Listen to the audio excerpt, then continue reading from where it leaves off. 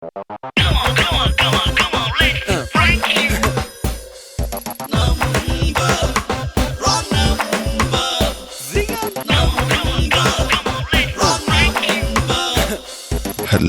My dear wrong number. Hello hello അനൂപേ, ഇത് അനൂപിന്റെ ചെറിയമ്മയാണ്. അനൂപ് ഉണ്ടോ അവിടെ? ഇവിടെ ഇല്ല, ഓൻ പണിക്ക് പോയതാണ്. അപ്പൊ എന്താ വെച്ചാൽ ഓനൊരു കുട്ടി നോക്കാൻ പറഞ്ഞു കല്യാണത്തിനെ. ആ നല്ല കുട്ടികളൊക്കെ ഉണ്ടെങ്കിൽ പറയണമെന്ന് പറഞ്ഞു നമ്മളോട്. നമുക്ക് കല്യാണത്തിന്റെ ഈ ബ്രോക്കർ പരിപാടിയാണ്. തന്നെയാ? ഓനിപ്പോ നോക്കണ്ടോ നിങ്ങള് കല്യാണോ? നോക്കണമെന്നുണ്ട്. ഇപ്പൊ ഓന്റെ കൂടെ കഴിഞ്ഞാല് ഇപ്പൊ മൂന്നാളത് ആയി. ഇപ്പൊ വേണ്ടാന്നൊക്കെ ഞാൻ അന്ന് പറഞ്ഞു. ഇനി ഇപ്പോഴൊക്കെ നോക്കിയെങ്കിലല്ലേ ശരിയാവുള്ളൂ. ഓപ്പൻ ഞാനിങ്ങനെ ഇടയ്ക്കിടയ്ക്ക് കടയിൽ പോവാറുണ്ടോ അവന്റെ. അപ്പൊ ഇങ്ങനെ പറഞ്ഞു ശശിയേട്ടാ നിങ്ങൾ നല്ല കുട്ടിയൊക്കെ ഉണ്ടെങ്കിൽ പറയുന്ന പറഞ്ഞു.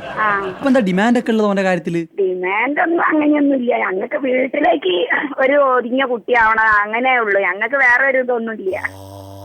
അല്ല, കുട്ടി പഠിപ്പുള്ളതായതുകൊണ്ട് നിങ്ങൾക്ക് പ്രശ്നമുണ്ടോ? അതൊന്നുമില്ല. അപ്പൊ കുട്ടിക്ക് ജോലി കാര്യം അങ്ങനെ വേണമെന്നുണ്ടോ? അതൊന്നുമില്ല, അതൊന്നും വേണ്ട.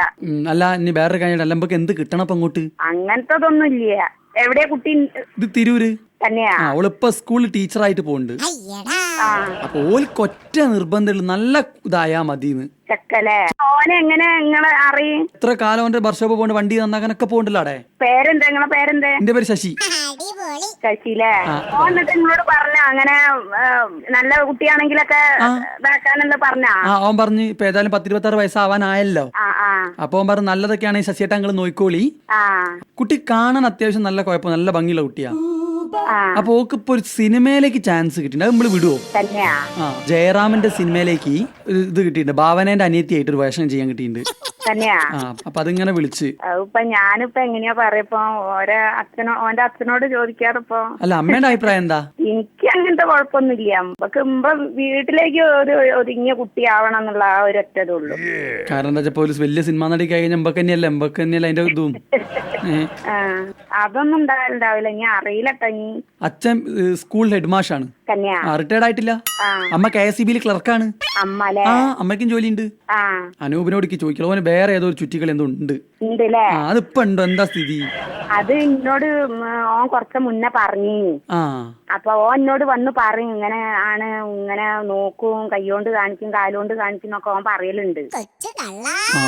അപ്പൊ ഞാൻ പറയും എന്താ വെച്ചാല് ഓന്റെ ഏട്ടൻ തന്നെ ഇങ്ങനെ സ്നേഹിച്ച് കല്യാണം കഴിച്ചതാണ്.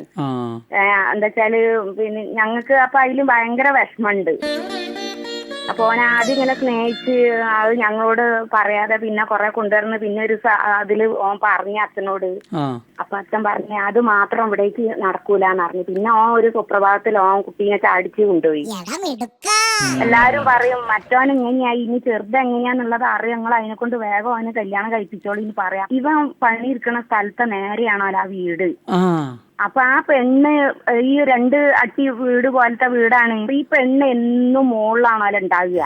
അപ്പൊ കൈകൊണ്ടും കാലുകൊണ്ടും കാണിക്കും. ഇവ എന്നോട് വന്ന് പറയലുണ്ട് ഇങ്ങനെയാണ് ആ പെണ്ണ് അങ്ങനെ. ഞാൻ പറഞ്ഞു പൊന്നു മോനെ ഈ അങ്ങനത്തെ ഒരു ഇതിലും ഈ ചാടരുത്. പറഞ്ഞ എന്താ വെച്ചാല് ശശിയേട്ടാ സ്നേഹിച്ച് കല്യാണം കഴിക്കുന്നതിൽ ഒരു കുഴപ്പമില്ല. കാരണം എന്താ വെച്ചാല് ജീവിക്കേണ്ടത് നമ്മള് 2 പേരാണ്.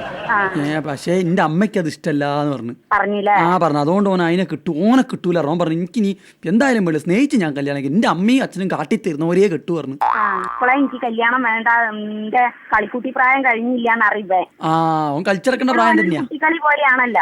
ഇപ്പൊ നമ്മളവിടെ ഷോപ്പിൽ പോയാലും ഓനൊരു 16 വയസ്സുകാരന്റെ കളി എപ്പോഴും.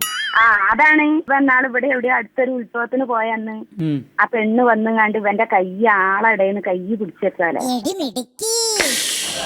എന്താ കാലത്തിന്റെ.